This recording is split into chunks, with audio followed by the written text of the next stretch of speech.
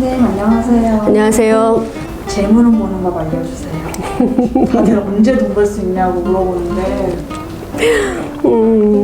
그치. 금전운을 보는 법을 보려고 하면 구분하자면 첫 번째로 받는 것, 그리고 버는 것, 그리고 보관하는 것 이렇게 나눠서 봐야 되는데 그냥 대부분 그냥 물어보잖아. 그냥 뭐 언제 돈 벌어요, 언제 돈 들어요 이렇게 물어보긴 하는데 평생 부자로 사는 사람도 있고 처음에는 부자이나 가난해지는 사람도 있고 가난했지만 부자가 되는 사람도 있지.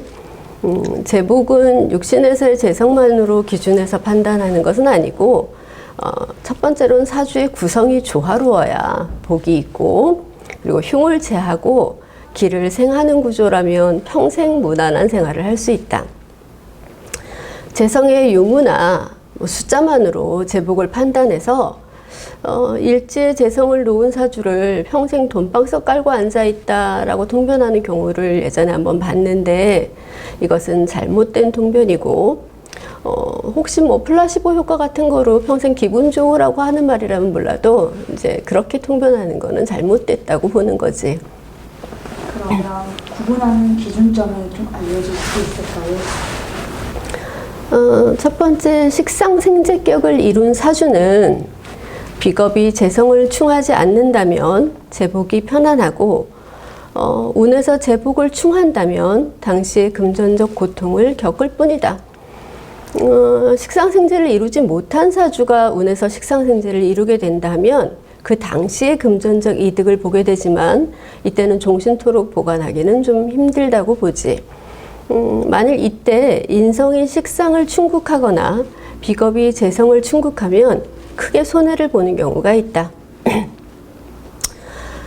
관인상생격 같은 경우에는 직업이 안정되어 있으니까 평온무사하고 재복이 꾸준하다고 보지. 만약 식신이나 재성이 관과 인을 충국하면 그 당시에 실수가 있을 뿐 다시 안정을 되찾게 된다. 관인상생격을 이루지 못한 사주가 식신이나 재성을 만나서 관이나 인성을 충국하게 되면 탐재하게 되니까 패할 우려가 있고 재생관이 만일 아름다운 사주라면 특히 재생관이 수생목이나 목생화로 되어 있는 경우 본인은 재복이 없는 것 같다고 말하고 있고 그렇게 느낀다고 하지만 특기가 있고 자기 자신한테 그리고 항상 귀인의 도움이 많으니 사실상으로는 평생 무탈하다. 그리고 신약한 사주가 식상생재하면 힘없는 사람이 큰 빈수레를 끄는 것과 같으니 이때는 비겁이 식상을 도와야지만 귀인의 도움이 많고 금전을 유지하는 경우가 있다. 그리고 사주에 희신이나 상신이 강하면 대운이 나쁘다고 하여도 편안하고 만약 기신이고 다시 재성을 극한다면 금전 보존이 좀 어렵다고 보지. 그러면 재물을 잃을 때와 얻는 운을 좀 알려줄 수 있을까요? 재성이 충국되거나 설되면 재산이 꾸준히 빠져나간다.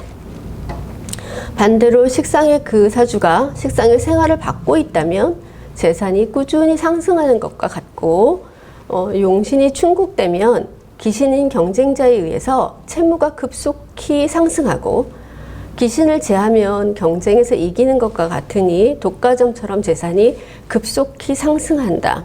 이런 경우에 그 동네 골목 같은 데서 혼자서 갑자기 돈이 많이 들어오거나 요새 뭐 골목 식당 이런 데서 자기네만 갑자기 독과점처럼 재산이 상승하는 경우들이 이런 경우지. 그리고 운에서 군겁증제를 만난다면 투자에 의한 재산이 빠져나가는데 이때 관이 왕하다면 이익을 배로 보게 되고 관이 쇠하다면 배의 손해를 보게 되는 경우가 있지. 운에서 기신을 만날 때 기신을 제하면 문제를 해결하는 것과 같으니까 승려하는 것이고 이때 기신을 합거한다면 경쟁자와 더불어서 공동 합작으로 성공하게 되는 것이다. 비겁이 다한 사주가 재성운이면 주변의 배반으로 실패하게 되고 관살이 왕한 사주가 재성운에 재가 설기되면 직업으로 인한 지출이 많아진다.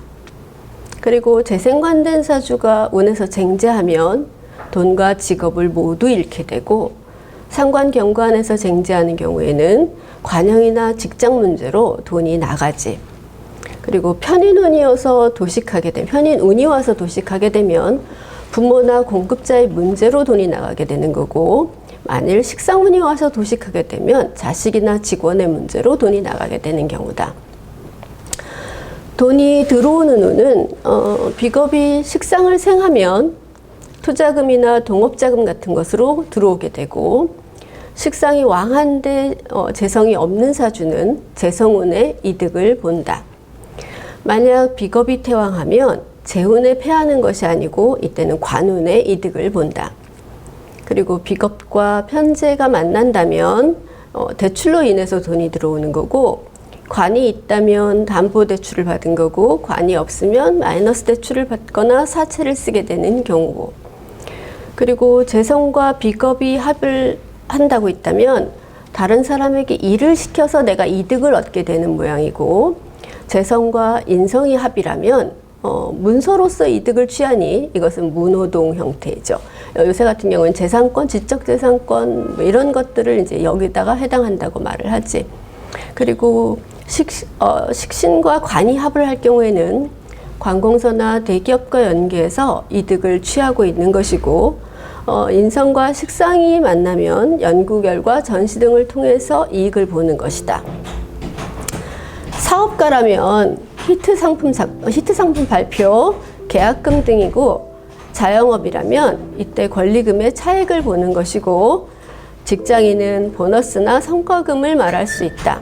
관이 약한데 재생관하면 처가나 처의 도움이 있고, 재가 약한데 식상생재한다면 노력 끝에 성공하는 것이다.